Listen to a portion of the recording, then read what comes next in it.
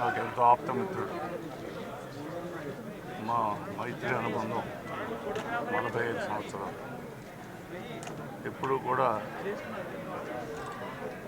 ఒక గొప్ప ఆయన ఇంత గొప్పవాడు కావడానికి 135 సినిమాలు నిర్మాతగా ఉండడానికి కారణం.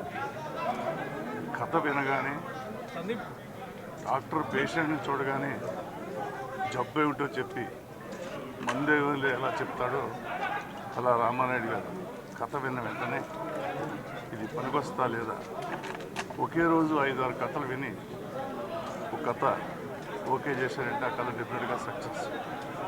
కాబట్టి ఇందులో కొన్ని సక్సెస్ఫుల్ చిత్రాలు లేకపోయినా అవి మర్చిపోలేని గుర్తుండే సినిమా చాలా. నేను 5 సినిమాలు యాక్ట్ చేశాను. నేను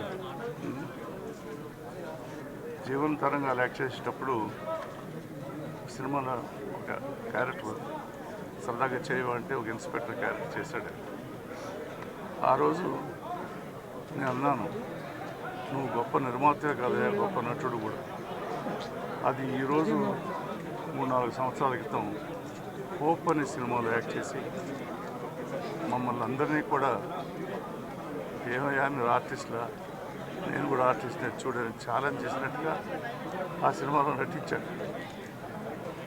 అతను చేయని పాత్ర లేదు. అంటే టెక్నికల్గా డైరెక్షన్ ఒకటి చేయలేదు కానీ అందరినీ డైరెక్ట్ చేశాడు. డైరెక్టర్ని డైరెక్ట్ చేసేవాడు, హీరోని డైరెక్ట్ చేసేవాడు, కెమెరామెన్ డైరెక్ట్ చేసేవాడు, రైటర్ని డైరెక్ట్ చేసేవాడు, డైలాగ్ రైటర్ని అందరినీ కూడా అంత స్ఫూర్తి మనుషులు. ఒక మాట చెప్పాలంటే ఎవరో అన్నారు భోంచేగా నేను భోజనం పెడుతుంటే లేదండి 7 జన్మల సరిపడా తినేసాను. అలాగా రామానాయుడు ఒక్క జీవితంలో 7 జీవితాల సరిపడా సినిమా స్ఫూర్తిని తీసుకొచ్చాడు, పనిచేశాడు. ఇప్పుడు భారత రత్నంలాగా కేఎల్ రత్నంలాగా ఒక అవార్డు పెట్టాలి, అది సినీ రత్న. అది ముందు రామానాయుడు గారికి ఇవ్వాలని నేను మిత్రుడిగా నేను మనస్ఫూర్తిగా కోరుకుంటున్నాను. ఇంకా అతను చనిపోయాడని అందరూ అంటారు, చనిపోలేదు. ఇప్పుడున్న ఆయన కొలీగ్స్ అందరిలోని అందరి గుండెల్లోని బ్రతికే ఉంటాడు. ఈ సినిమా ఇండస్ట్రీ బ్రతికినంత కాలం రామానాయుడు బ్రతికే ఉంటాడు. ఆయన ఆత్మకి శాంతి కలగాలి. ఆ కుటుంబ సభ్యులందరికీ కూడా చాలా ప్రగాఢ సంతాపం.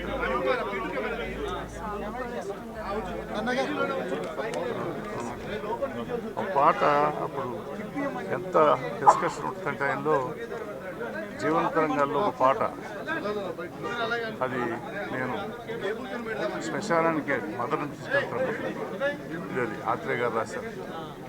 ఆ సాంగ్ని ఎవరో పెద్ద ఆయన అన్నారంట, శ్మశానానికి వెళ్తే సాంగ్ అంటే వద్దు తీసి రామానాయుడు రాజా ఇలా అంటున్నారు చూడేది అన్నాడు నాతో.